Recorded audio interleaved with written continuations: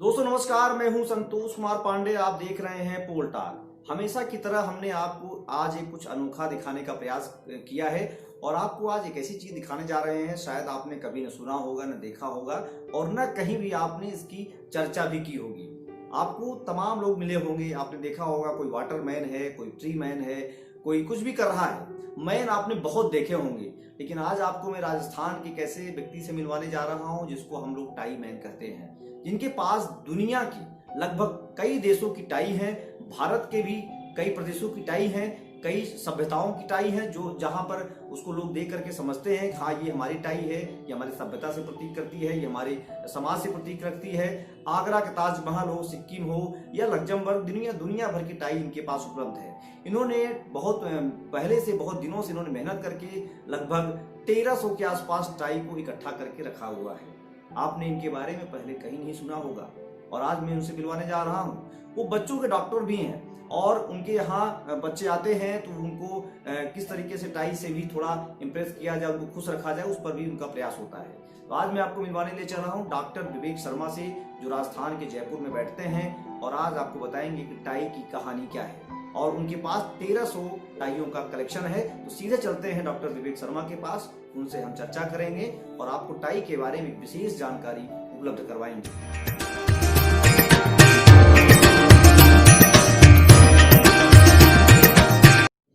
ये जो टाई का इतिहास है ये बहुत पुराना इतिहास है।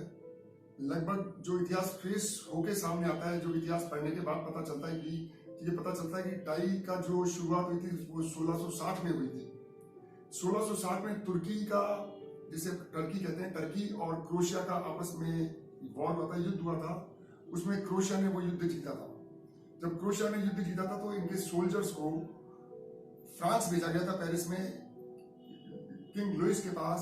किंग लुइस, मेरा ख्याल 16 के पास इनको भेजा गया था सम्मान देने के लिए। तो जब ये किंग लुइस सबके पास गए थे तो इन्होंने सब में गले में रंग बिरंगे बहुत चमकीले रुमाल लगा रखे थे और किंग लुइस उन रुमालों से बहुत इम्प्रेस हुआ था और उसने इनको और रुमाल दिए थे और उनको कहा था कि आप इनको बांधकर थोड़ा लंबा नीचे तक रखो और उसको क्रेवेट का नाम दिया गया था। क्रेवेट जो है वो क्रोशिया वर्ड से ही बना है, क्रोशिया जो कंट्री था उसके नाम से ही बना है। 1660 के बाद जब वो आए तो वो एक फैशन सा चल पड़ा, वो लंबा रुमाल बांध के नीचे तक रखते थे। धीरे धीरे फिर वो जो बांधने का टाइम था वो नॉट पे आता गया और नॉट पे आने के बाद 1700 में टाइयों के नॉट बनने लग गए। उसके बाद तरह तरह की टाई आने लग गई, लंबी शेप की टाई आने लग गई, पतली टाई आने लग गई, मोटी टाई आने लग गई। 1900 में टाइयों का प्रचलन बहुत कॉमन हो गया और हर ब्रिटिशर्स ने अपने ऑफिस में टाइज को कंपलसरी कर दिया।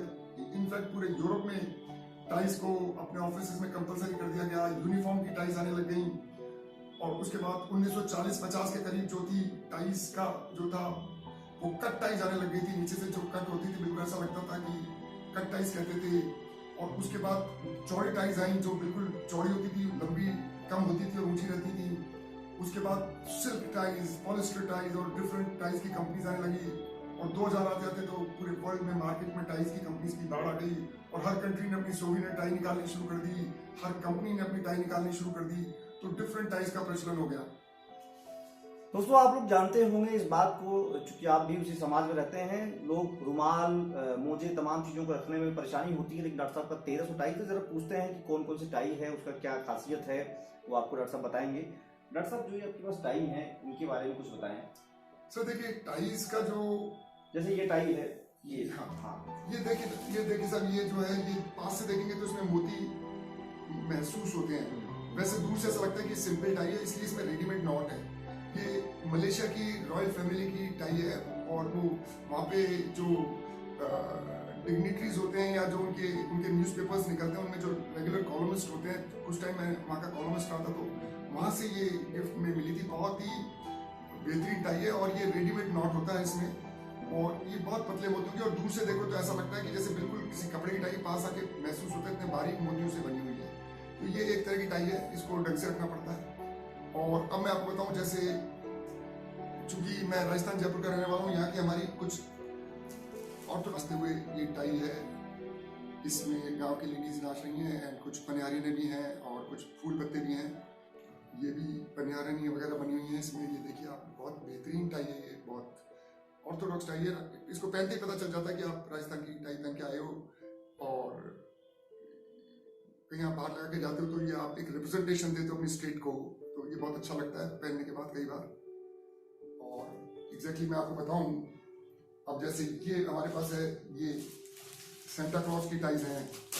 ये हम क्या करते हैं कि जैसे मैं being a paediatrician, professional paediatrician हूँ, क्लिनिक में जब बैठता हूँ तो क्रिसमस के आसपास 3-4 दिन मेरे पास ऐसी 3-4 टाइज हैं तरह तरह की सेंटा क्लॉज की। तो ये टाइज लगे बैठता हूँ तो जो बच्चे दिखाने आते हैं वो बहुत खुश होते हैं कि डॉक्टर साहब के गले में सेंटा क्लॉज लगा हुआ है। और तो ये एक बहुत अच्छा जेस्चर रहता है। एक कार्निवल होता है, एक फेस्टिवल होता है, फेस्टिवल के हिसाब से आप अपना मूड भी अपना भी एलिवेट करते हो, आपकी सराउंडिंग का भी एलिवेट होता है, और आपकी क्लिनिक में जो बच्चे आते हैं उनका भी एलिवेट होता है। करता हूँ बच्चों की लर्निंग प्रॉब्लम से करता हूँ, तो ज्यादातर मैं ये एक टाई लगा के जाता हूँ जिसपे मेरी एक ओरिजिनल टाई है जिसपे लिखा हुआ है स्प्रेड अ स्माइल, और ये हमारा टाइटल रहता है वर्कशॉप्स का। तो ये एक प्रोटोकॉल के हिसाब से और एक वर्कशॉप के हिसाब से ऐसा लगता है कि बहुत ही मतलब डेडिकेटेडली काम हो रहा है और अच्छा काम हो रहा है। और एग्जाम्पल हमारे से ये हमारी आगरा से ली हुई टाई है। आगरा में ये ताजमहल की टाई है। आप ये लगा के जाते हो तो ये सिंपली ताजमहल दिखते ही पता चल जाता है कि आगरा की टाई है। तो ये एक मॉन्यूमेंट्स बनी हुई टाई है। ऐसी कई टाइज आती हैं, आईफिल टावर की भी आती है, वो भी हमारे पास है। और इस तरह की टाइज हैं। म्यूजियम एंड लाइब्रेरी से मैंने मुझे वहाँ के एडमिनिस्ट्रेशन साहब ने और वहाँ के डॉक्टर करण सिंह जो हैं सदर रियासत, उन्होंने जो चेयरमैन थे, उन्होंने वहाँ मुझे गिफ्ट की थी। इस पे पंडित जवाहरलाल नेहरू के ऑटोग्राफ हैं। आप देखिए, ध्यान से देखिए, ये पंडित जी के साइन हैं।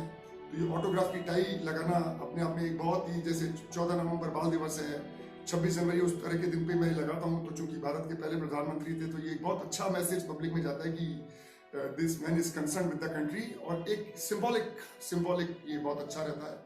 सिक्किम में बहुत प्रचलित है। देखिए साहब, ये सिक्किम में बहुत प्रचलित हैं। ये हाथ से बनी हुई टाइज हैं। इस तरह के कई डिजाइन आते हैं वहाँ पे, मेरे पास कई हैं। इस तरह मेरे पास कई कार्टून सीरीज हैं जो मैं क्लिनिक में जैसे ये देखिए आप, ये इस तरह की कार्टून टाइज हैं। इस सिल्क में ये कार्टून इसमें बने हुए हैं डिफरेंट तरह के। ये विनी द पू की ब्यूटीफुल टाई, ये सिल्क की बनी हुई है। ये कोरियन सिल्क आजकल एक चलता है जो कि ना तो प्योर सिल्क होता है ना पॉलिस्टर होता है, लेकिन लुक सिल्क का देता है। उसकी बनी हुई टाइज हैं। तो ये टाइज जब हम लगा के क्लिनिक में बैठते हैं तो बच्चे कार्टून कैरेक्टर्स देख के बहुत खुश होते हैं। और इस डिजाइन तो दूर से देखो तो पता ही चलता, पास से देखो तो जिराफ बने हुए हैं सारे। जिराफ की टाई है। इसी तरह हमारे पास और ये बर्ड्स की टाई है। ये देखिए, ईगल की टाई है। ये देखिए, बहुत ही फाइन टाई है ये ईगल की टाई है।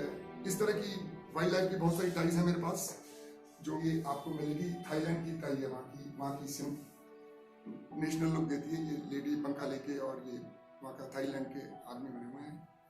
और ये जैसे यहाँ पे ये साधु संत, और ये पुष्कर के साधु संत एंड सेंट्स बने हुए हैं, ये प्रिंट है इस पे। तो ये एकदम लुक से पता चल जाता है कि this person is representing Rajasthan, and या ये राजस्थान गया है, या वहाँ का कल्चर का शौक की नेपाल में मिलती हैं ये, और हिल्स के पास मिलती है। वहाँ पे शॉप्स होती हैं, सोविनियर शॉप्स उस पे मिलती हैं।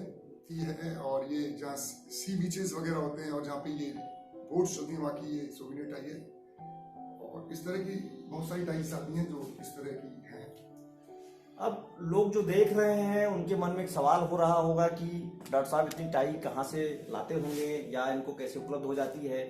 तो डॉक्टर साहब बताएं कि जैसे आपने नेपाल का दिखाया, आपने सिक्किम का दिखाया, भारत के कई अन्य बाहर के राज्यों का भी आपने टाई दिखाया है। तो एक तो वो बताएं आप कैसे, आपके पास जैसे किसी और को लेना हुआ, आपके माध्यम से वो देख रहा है तो लेना चाहेगा कि उसको भी अगर टाई रखने की शौक हुई तो। दूसरी बात ये हुई कि डॉक्टर साहब की जिस तरीके से आप बता रहे हैं कि ये सारे सिंबल्स लगे हुए हैं, लोगो लगे हुए हैं, क्या कलर का भी कोई असर होता है? देखिए, ऐसा होता है कि टाई जो है ये एक फैशन स्टेटस माना जाता है वेस्टर्न कंट्रीज में। जब किसी से मिलते हैं या करते हैं तो वहां पर सबसे पहले आपकी नजर पर्टिकुलर इंडिविजुअल या पर्टिकुलर पर्सन की नेक टाई पे ही पड़ती है, और उससे उसकी पर्सनैलिटी का, टेस्ट का असेसमेंट कर लेते हैं, उसके करेक्टर का असेसमेंट कर लेते हैं, उसके कल्चर का असेसमेंट कर लेते हैं। पता चल जाता है कि फॉर एग्जाम्पल मैं इंग्लैंड में गया हूँ और मैं राजस्थान की टाई लगा के वहाँ घूम रहा हूँ तो पता चल जाएगा कि this person is hailing from India. तो ये आप अपने कैरेक्टर, अपना कल्चर और अपना टेस्ट आप टाई के थ्रू शो कर सकते हैं, पब्लिक में डिस्प्ले कर सकते हैं और समझने वाले इसको समझ भी जाएंगे पब्लिक को कि ये क्या शो करना। फॉर एग्जाम्पल मैं पीडियाट्रिक क्लिनिक में बैठता हूँ तो कार्टून टाई लगाता हूँ, मैं वाइल्ड लाइफ टूर पे जाता हूँ तो एनिमल्स की टाई लगाता हूँ। इस तरह मेरे पास म्यूजिकल टाइज हैं जिसमें म्यूजिकल इंस्ट्रूमेंट्स बने हुए हैं, वो कहीं म्यूजिक कॉन्फ्रेंस में जाता हूँ तो वो लगाता हूँ।